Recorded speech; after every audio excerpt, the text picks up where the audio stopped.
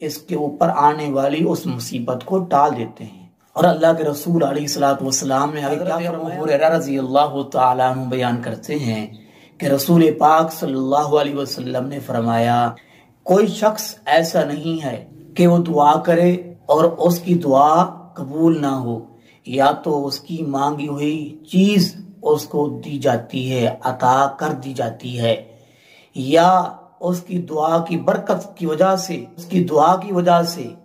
اس کے اوپر آنے والی کوئی مصیبت اللہ تعالیٰ دور کر دیتا ہے۔ ایک انسان نے کوئی چیز مانگی،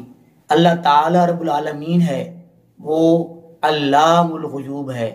وہ عالم الغیب ہے، وہ انہ علیم بذات الصدور ہے، وہ دلوں کے حالات کو جاننے والا ہے، وہ دلوں سے اٹھنے والے خیالات کو جانتا ہے۔ سبحان اللہ، وہ جانتا ہے جو میرا بندہ مانگ رہا ہے اس کے حق میں اچھا ہے یا برا ہے۔ اگر اللہ کے علم کے مطابق اور اس بندے کے حق میں وہ چیز جو مانگ رہا ہے وہ ٹھیک ہے، وہ صحیح ہے، تو اللہ پاک عطا کر دیتے ہیں۔ اگر اس کے حق میں وہ چیز نہیں ہے، اس کے لیے نقصان دہ ہے، تو اللہ تعالیٰ پھر اس کے اوپر کوئی مصیبت آنے والی ہوتی ہے، بہت بڑی پریشانی اس کو آنے والی ہوتی ہے،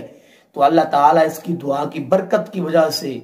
اس کے اوپر آنے والی اس مصیبت کو ٹال دیتے ہیں۔ اور اللہ کے رسول علیہ الصلوۃ والسلام نے آگے کیا فرمایا؟